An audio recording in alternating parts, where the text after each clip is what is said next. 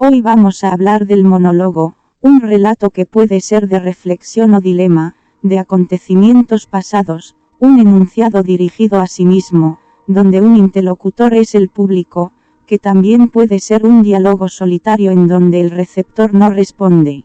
José Sánchez Siniestra ubica el monólogo por su naturaleza en modalidades textuales, una en donde el locutor se interpela a sí mismo, como en el soliloquio, otra en que el locutor interpela a sí mismo, como en el sololoquio, otra en que el locutor interpela a otro sujeto y provoca una interacción en primera o segunda persona, o una o varias personas que pueden estar o no presentes en escena, y por último, aquel en donde el locutor interpela al público o colectividad sin abandonar el ámbito de ficción teatral.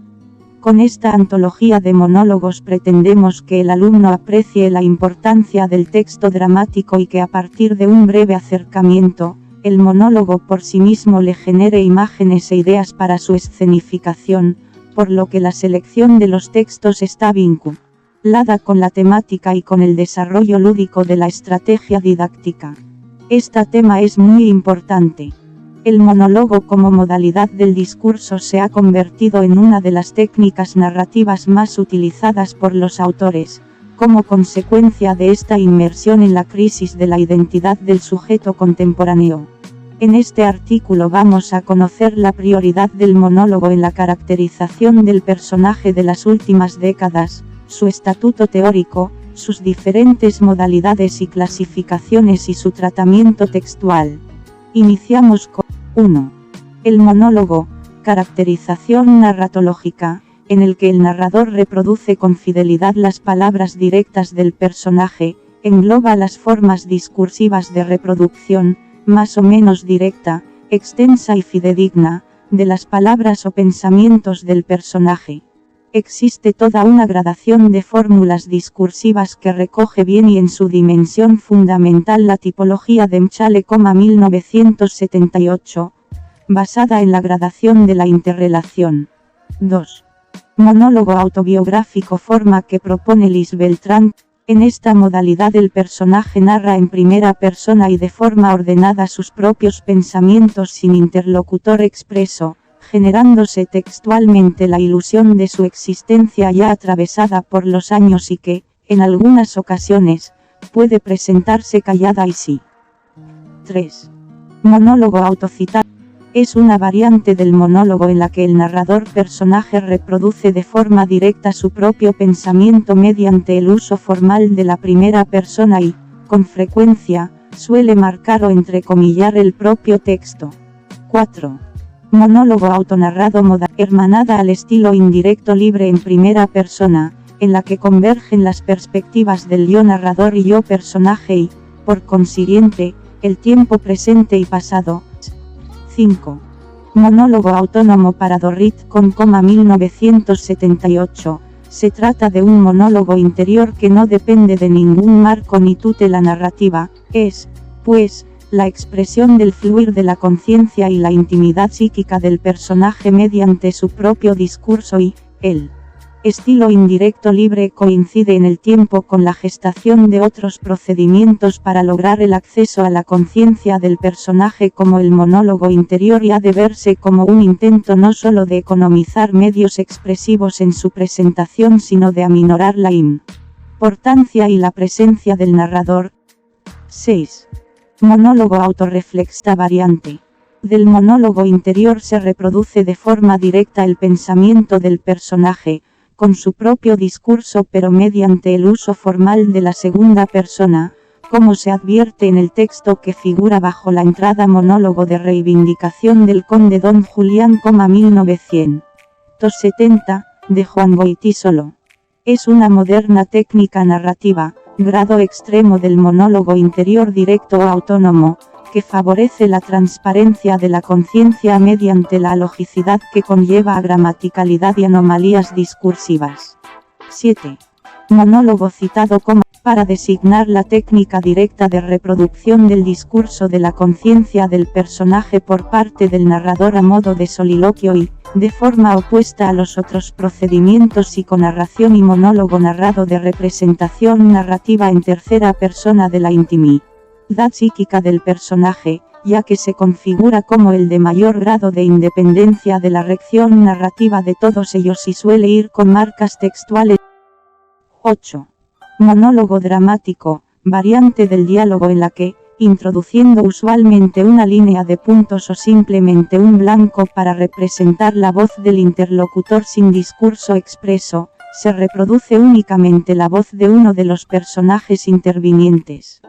Bakhtin califica como fenómeno del dialogismo oculto este procedimiento que, a través del silenciamiento sistemático de un interlocutor, rodea de dudas, ambigüedad y un cierto misterio el discurso de este y, así, contribuye a la potenciación de la intriga.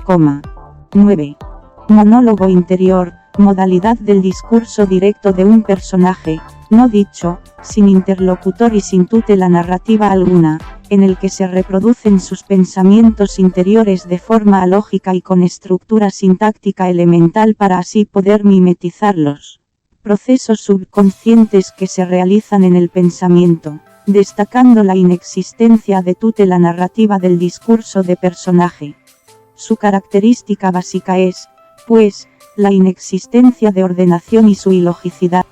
10. Monólogo narrado para Dorrit con 1978. Se trata de la reproducción del discurso de la conciencia de un personaje mediante la cobertura de la rección y voz narrativa en tercera persona. El monólogo narrado se sitúa a medio camino de las otras dos fórmulas narrativas de relación de la conciencia del personaje en tercera persona. 11. Monólogo inmediato concebido por Lis Beltrán, 1992, 185-186, como aquella otra variante del monólogo autónomo que reproduce, desde la perspectiva del yo, el discurso interior verbalizado sin presencia alguna. De lo autorreflexivo, la justificación de su creación es que dentro de los monólogos autónomos, establece la oposición entre autobiográficos y memorias, que no es útil para etiquetar al grueso de los monólogos autónomos, que no son ni autobiográficos ni memoriales.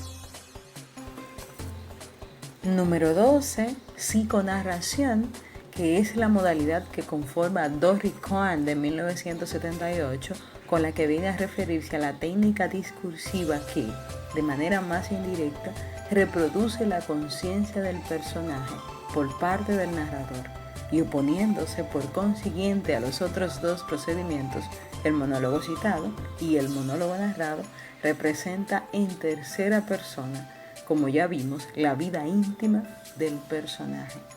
Garrido, en 1996, dice que la psiconarración en el monólogo se trata de una variedad monológica de reproducción del pensamiento en forma indirecta, en la que desde una focalización omnisciente, el narrador relata con su propia voz y rasgos discursivos la vida psíquica de los personajes. Valles y Álamo, 2002. Y por último, tenemos a Lis Beltrán, que nos dice que el monólogo de la psiconarración tiende a asumir un papel creciente. Se trata de una psiconarración recorrida de discreciones del autor que complementan las reacciones psíquicas del personaje. Estos sintagmas y frases complementarias no aparecen como juicios sobre la vida interior del personaje, sino como préstamos narrativos a las características del personaje. Y el monólogo que nos compete para esta práctica es el monólogo dramático. ¿Cómo sería un monólogo dramático? Vamos a ver. No me pidas muchos detalles. Lo que en la vida me sucede y puede remontarme muy lejos, hasta la misma infancia, al tiempo de un niño prematuramente solitario que tuvo conciencia de su orfandad, como una limitación que le hizo más egoísta y desválido. No puedo explicarlo, no soy capaz y rehúyo hacerlo. Me resigno a creer que estoy enfermo y que se trata de una enfermedad que afecta a quienes se me acercan. Un mal contagioso. Tampoco pienses que es la cabeza lo que me falla, que hay un trastorno y ninguna otra razón en la lógica absurda de lo que puedo contar. No van por ahí las cosas. Sería mucho más fácil, por dramático que resultara, que fuese así. Pero no son la conciencia y la lucidez. No son la conciencia y la lucidez las que se quiebran. Siempre he tenido un conocimiento suficiente de mí mismo, tanto como para que en muchas ocasiones mi amargura sea mayor.